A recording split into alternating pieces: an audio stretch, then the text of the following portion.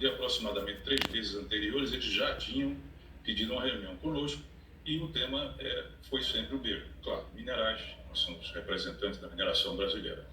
E dessa última vez, o que nós percebemos é que ele trazia, digamos assim, uma preocupação, e isso nós podemos dizer assim, um destaque, né, especificamente para os minerais críticos estratégicos. Nós então respondemos a ele dizendo o seguinte: olha, pela Constituição brasileira, o subsolo, onde estão os minerais, eles são da União, ou seja, do povo brasileiro. Então, quem cabe fazer essa negociação, se for o caso, é exatamente o governo brasileiro. O que nós estamos dispostos e que nós vamos fazer é entrar em contato com os contrapartes que nós temos nos Estados Unidos na área mineral, tá certo? Importadores também, não só aqueles que nós exportamos, e também, evidentemente, que com o Congresso americano. Mas só isso vai se dar quando a gente tiver algo mais concreto, porque o que nós temos é simplesmente uma referência às tarifas e nada além disso. Não há uma ordem executiva, como acontece nos Estados Unidos. Tá? Essa é a nossa reflexão. Presidente, boa noite, muito obrigada por essa entrevista. Eu queria lhe perguntar sobre a percepção de vocês nesse encontro com o encarregado de negócios da Embaixada.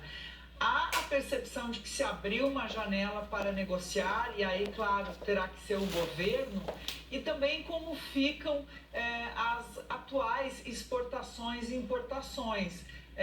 Há uma dependência do setor brasileiro em máquinas e equipamentos exatamente para ajudar nessa exploração mineral no Brasil. Sim. Nós exportamos 4% da totalidade das nossas exportações para os Estados Unidos. Só para dar uma ideia, 80% das nossas exportações, Ana, vão para a Ásia, 70% vão para a China.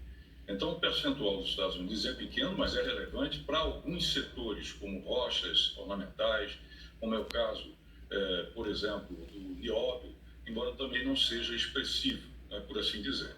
Agora, nós importamos, aí não pensando apenas nos minerais, vamos pensar em tudo que nós importamos dele, máquina, equipamento, tecnologia, suprimento, aí eles representam 20%. Portanto, essa corrente de comércio, vamos assim dizer, ela é muito importante para nós, mas mais importante no que diz respeito à questão da importação. E por isso mesmo a preocupação do setor com a hipótese de uma represália, ou melhor, de uma reciprocidade, porque ela vai de fato afetar bastante o setor. Agora, a nossa percepção, você me perguntou inicialmente, é de que os Estados Unidos, eles aparentemente gostariam de poder discutir esse tema também. Mas aqui eu vou lembrar uma última coisa, Tralli, que é o seguinte: se qualquer empresa privada, obedecendo às leis brasileiras, ela pode vir aqui explorar, fazer pesquisa, fazer joint venture, etc., etc., entretanto, não há possibilidade legal para governo a governo.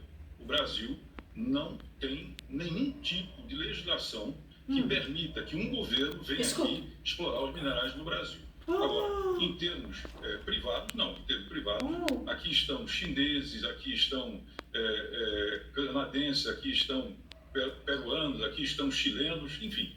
Esse é um país aberto e democrático para aqueles que seguirem as nossas leis. Interessante isso que o senhor fala, porque eu quero perguntar ao senhor, presidente, exatamente sobre que ponto, então, que aspecto que uma aproximação com os Estados Unidos nessa questão dos minerais raros, das terras raras, que hoje é um tema muito atual no mundo, pode contribuir para derrubar, para postergar, para diminuir essa alíquota de 50% do tarifaço do Trump. Ou seja, de que forma que esse assunto, minerais raros, pode interferir positivamente para o Brasil, para os exportadores brasileiros em todos os segmentos da economia? Tralli, a questão dos minerais críticos, eu estou aqui no IBRAM há 3 anos e meio, eu tenho ficado muito surpreso com a nossa ascensão para o topo das negociações geopolíticas globais. No dia 17 de julho, o G7, as nações mais poderosas economicamente reunidas no Canadá, elas terminaram com como se diz, um statement, ou seja, um comunicado. Voltado para onde? Para quê? Para os minerais exatamente críticos e estratégicos. A demonstrar a grande preocupação global, não é só dos Estados Unidos, é da Europa também, e mesmo também da Ásia. E o Brasil tem um enorme potencial. Para você ter uma ideia, as terras raras, que são 17 minerais, que a gente pronuncia, que vem juntos, de certa forma, e são de difícil dicção, nós temos a segunda maior reserva do mundo, só perdendo efetivamente para a China.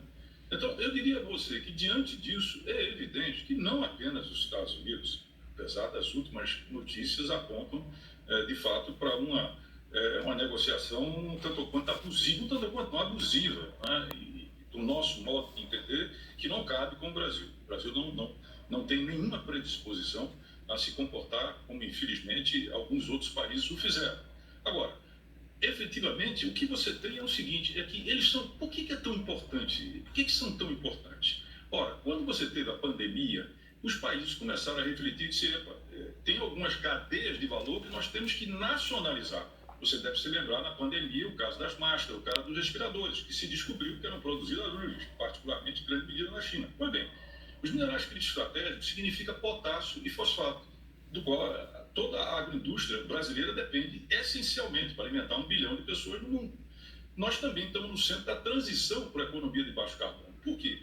Porque os minerais críticos estratégicos são fundamentais para baterias, são fundamentais para aerogeradores, são fundamentais também para placas voltaicas, só para ficar por aqui. E nós somos, por fim, extremamente importantes também em termos de tecnologia e inovação e de defesa, que é uma preocupação, aparentemente, do governo Trump. Porque os terras-raras, eles são fundamentais para radares, para a navegação aeroespacial, para satélites, para chips e assim por diante. Então, nós estamos, digamos assim, no entrecruzamento de todas essas grandes questões que preocupam o mundo inteiro.